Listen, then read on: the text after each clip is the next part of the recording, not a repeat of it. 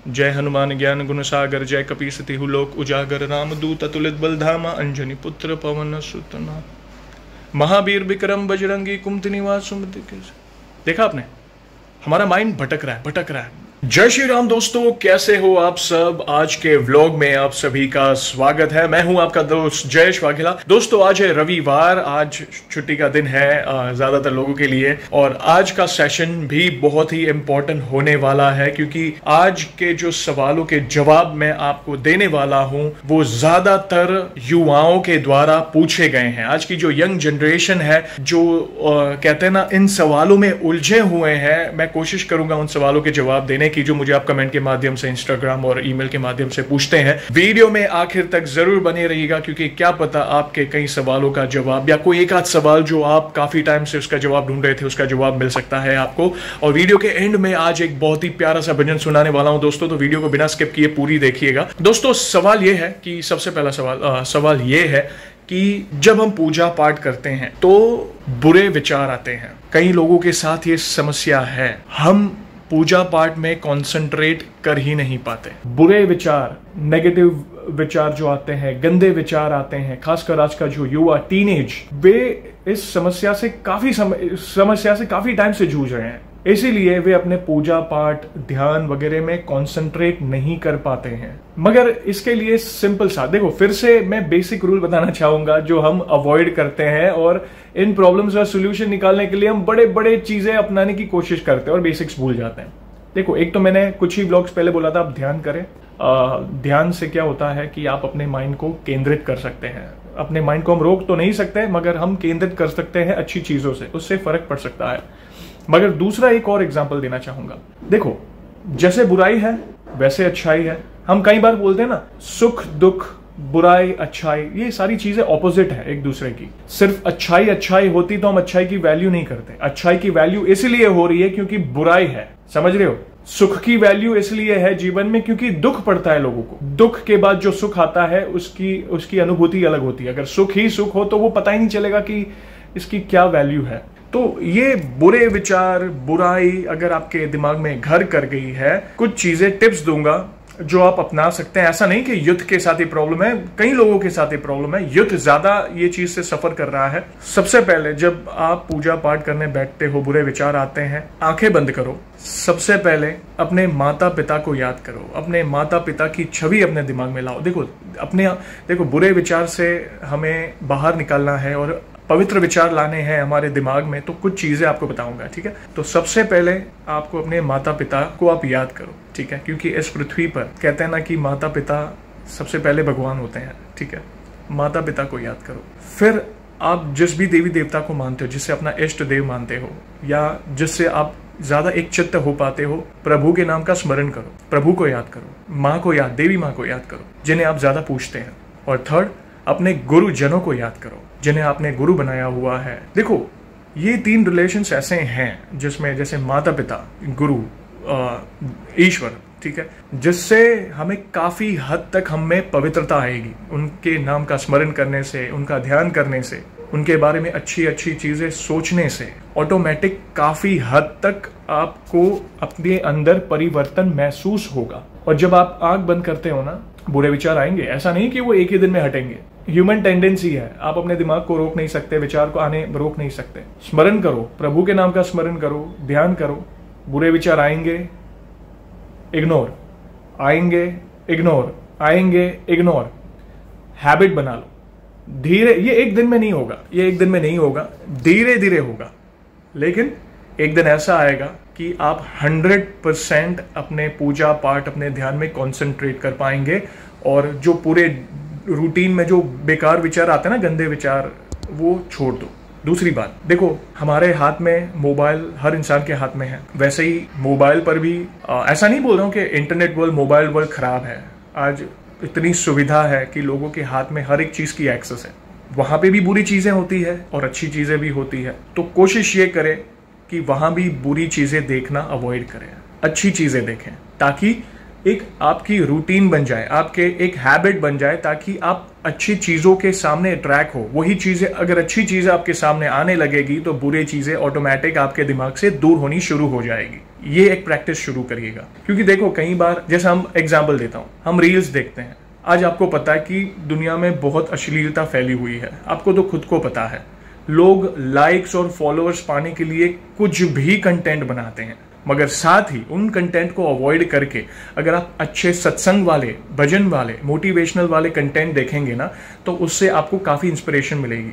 जैसे अगर आप मैं नॉर्मली मैं जो सत्संग करता हूँ, जो भी मैं सीखता हूँ काफ़ी चीज़ें, मतलब मैं कुछ आपको अपनी राय बताना चाहूँगा। जैसे मैं वृंदावन के श्री प्रेमानंद जी महाराज के सत्संग सुनता हूँ, बागेश्वर धाम के श्री धीरेन्द्र शास्त्री जी महाराज के भी सत्संग सुनता हूँ। वैसे कहाँ बड़े बड़े गुरुजनों हैं, उनके मैं सत्संग सुनता रहता हूँ। तो जैसे ही मैं रील्स में उनके सत्संग सुनता हूँ तो मुझे उन्हीं की रिकमेंडेशन आती है, ठीक है। वही रील्स मुझे दिखती हैं, अलग अलग सत्संग, नई सीख मुझे जानने मिलती है, अच्छी अच्छी चीजें जानने मिलती है। तो देखो, इंटरनेट भी बहुत स्मार्ट है, आप जो देखना चाहोगे वो आपके सामने आता रहेगा। तो अच्छी चीजें देखो तो वो अच्छी चीजें ही आपको रेकमेंड करेगा, ताकि इंटरनेट का, मोबाइल का कोई दुरुपयोग ना हो और आपके दिमाग में कोई नेगेटिव इम्पैक्ट ना पड़े, ठीक है। ये चीज आप करिए। और एक चीज, कई बार हमारा मन अशांत है, नेगेटिव वाइब्स, नेगेटिव ऊर्जा सब भरा हुआ है दिमाग में, कुछ मत करो। 2 सॉल्यूशन बताता हूं। सीधा आपके घर के आजू बाजू में कोई मंदिर है, आप वहां पे चले जाओ, ठीक है। आप घर के बाजू में, अभी फॉर एग्जांपल मैं आपको बता दूं, अगर आपके घर के बाजू में हनुमान जी का मंदिर है, आप हनुमान जी के मंदिर चले जाओ। आप वहां पे बैठिए, प्रभु के नाम का स्मरण करिए और प्रभु के मुखाविन के दर्शन करिए, प्रभु के चरणाविन के दर्शन करिए। देखना, मैं 110% आपको बोलता हूं, नहीं 1000% बोलता हूं, आपका मन खुद ब खुद शांत हो जाएगा। प्रभु के दर्शन ही आपका माइंड परिवर्तन कर देंगे। वो ऑरा होता है ना, जो ऑरा, जो मंदिर का हम बोलते हैं ना कि हम प्रभु तो सब जगह, हम मंदिर में क्यों जाते हैं? मंदिर की जो पवित्रता होती है, वहाँ की ऊर्जा ही अलग होती है। तो आप वहाँ के एनवायरनमेंट में जाएंगे ना और प्रभु के दर्शन करो, प्रभु को निरखो, प्रभु के श्रृंगार की तारीफ करो। सोने की छड़ी, रुपए की मशाल, जरीन का जामा, मोतियन की माला, वैसे अलग अलग बहुत सारी ऐसी चीजें जिसमें प्रभु के श्रृंगार की तारीफ करो। उन्हें एक टक निहारो, उनको देखो, खुद ब खुद श्री कृष्ण भगवान के मंदिर चले जाओ, देवी माँ के मंदिर चले जाओ। आप विश्वास नहीं करेंगे, धीरे धीरे ऑटोमेटिक आपके दिमाग में परिवर्तन आना शुरू हो जाएगा। तो ये, और अगर समझो घर के बाजू में मंदिर नहीं है, अगर आप इंडिया के बाहर रह रहे हो, होता है, चैलेंजेस होते हैं। समझो कई सब्सक्राइबर हमारे जो दुबई से है, यूएस से है, कनाडा से है, जिनके नियर बाय मंदिर, अभी इंडिया में तो हमको मिल जाते हैं मंदिर, क्योंकि यही हमारी भूमि है, यहाँ पे मंदिर होते ही हैं। तो अगर वहाँ पे नहीं है तो आप इंटरनेट पे, आज बड़े बड़े तीर्थ स्थलों ने सोशल मीडिया में काफ़ी मतलब एक्टिव है। जैसे वे डेली दर्शन डालते हैं, डेली आरतीज वगैरह लाइव बताते हैं, 24/7 कहते हैं ना, लाइव दर्शन वगैरह होते हैं।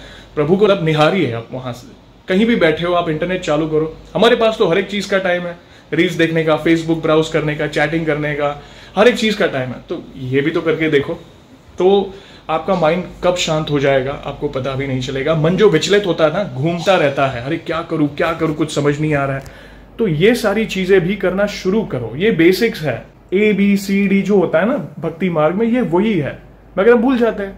हम किसके पीछे भागते हैं? अरे बड़े बड़े उपाय करेंगे, ये नकारात्मक ऊर्जा ने घर कर लिया। ऐसा मत करो, ये मत पढ़ो ये सब चीज में। प्रभु है ना, हमारे जगत कहते हैं ना, पूरे ब्रह्मांड के नायक हैं, हम उनको ही निहारो ना, वही है सब कुछ हमारे लिए। तो ज्यादा सोचो मत, ये कुछ चीजें मैंने टिप्स दी है, अपनाओ। धीरे धीरे आपके जो गंदे विचार हैं, बुरे विचार आते हैं, नेगेटिव जो होते हैं, जो होते हैं ना, अलग अलग विचार आते हैं जो घूमते रहते हैं आपके सिर में, ये कब निकल जाएंगे पता भी नहीं चलेगा। दूसरा और एक इंपॉर्टेंट सवाल, ज्यादातर भक्त मुझे पूछते हैं कि भैया हम हनुमान चालीसा का जब पाठ करते हैं तब पता नहीं बोर होने शुरू हो जाते हैं, उबासी आती है, मन भटकता रहता है। फिर से देखो, यहाँ पे भी मन भटकना आया हुआ है। क्या करूं क्या करूं क्या करूं, समझ नहीं आ रहा है। हम एक चित्त नहीं हो पाते भगवान से। देखो, इनिशियल स्टेज में जब आप हनुमान चालीसा शुरू करते हो, हम एकाग्र नहीं हो पाते इनिशियल स्टेज में कोई, क्योंकि देखो कोई भी किसी भी चीज़ की हमें आदत पड़नी होती है। अगर आप वही चीज़ आप रेगुलर बेसिस पे करते जाओगे तो धीरे धीरे धीरे धीरे धीरे कब आपको कंठस्थ हो जाएगी पता भी नहीं चलेगा। मगर इनिशियल स्टेज में ये चैलेंजेस आती है जिसमें हम बोर होते हैं, वो बासी आती है और कब खत्म हो जाए, कब फटाफट पूरा करके हम निकले, वो उसके पीछे ही होते हो आप। देखो एक चीज़ मैंने एक बागेश्वर धाम के श्री धीरेन्द्र शास्त्री जी महाराज के एक सत्संग में सुनी थी। उन्होंने क्या बोला था कि हनुमान चालीसा को रटो मत। देखो नॉर्मली प्रॉब्लम क्या होती है पता है, हम बैठते हैं जय हनुमान ज्ञान गुण सागर जय कपीसति लोक उजागर रामदूत अतुलित बल धामा अंजनी पुत्र पवन सुत नाम महावीर विक्रम बजरंगी कुमति निवास सुमति के। देखा आपने, हमारा माइंड भटक रहा है, एकाग्र नहीं हो पा रहा है। इसलिए एक काम करें, उन्होंने एक अच्छी सलाह दी थी सारे भक्तों को उस प्रवचन में। भले ही आपको कंठस्थ हो, अगर मन भटक रहा है उस केस की बात कर रहा हूँ, अगर आपको कंठस्थ है और आप एकाग्र होकर पाठ कर रहे हो कोई प्रॉब्लम नहीं, मगर कंठस्थ होने के बावजूद या अगर आपका मन भटक रहा है, इधर उधर घर के कार्यों में लगा है, शोर शराबा सब, फैमिली, देखो हम संसारिक है, डिस्टर्बेंस होती है, तो एक काम करें, हनुमान चालीसा की बुक ले, उंगली रखे एक एक पंक्ति पर, श्री गुरु चरण सरोज रज निज मनु मुकुर सुधार, देखो जय हनुमान ज्ञान गुण, हमारा कॉन्सेंट्रेशन उसमें रहेगा। ये एक आदत डालो, ये प्रैक्टिस करते जाओ 6 दिन 7 दिन 10 दिन 15 दिन। देखो आपका माइंड अभी भी वो पढ़ने में है, जो यह पढ़े हनुमान चालीसा।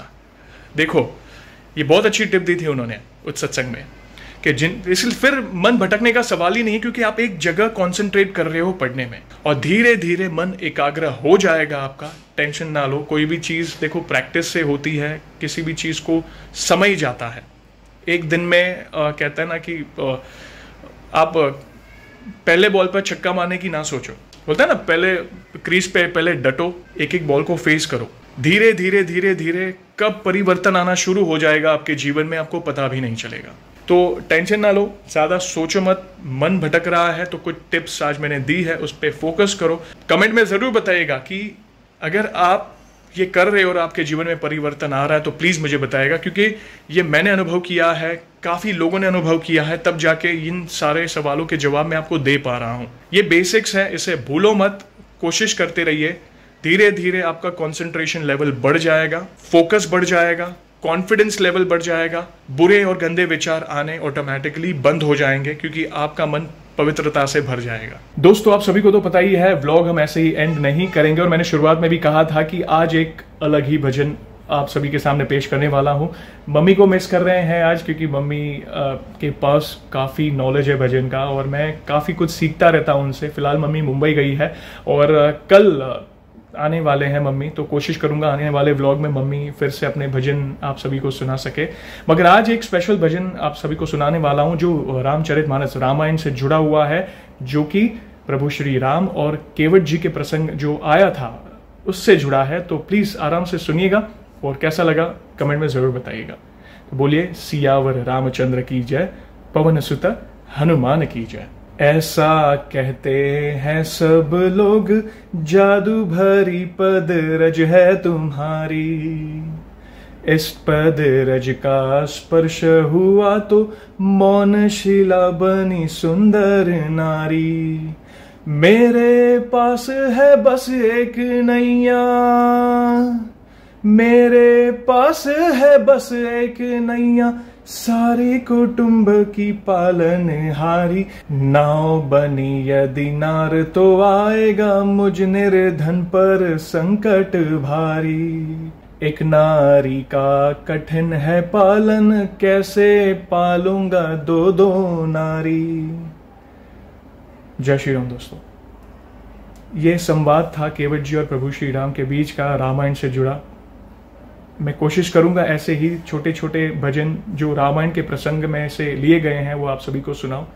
कैसा लगा जरूर कमेंट में बताइएगा, और वीडियो को लाइक और शेयर जरूर करें। नए हो तो चैनल को सब्सक्राइब करें, बेल आइकॉन को दबाइए ताकि आने वाले हमारे फैमिली से जुड़े नए नए इंटरेस्टिंग ब्लॉग्स आप सबसे पहले देख सके। तब तक जय श्री राम, गुड बाय।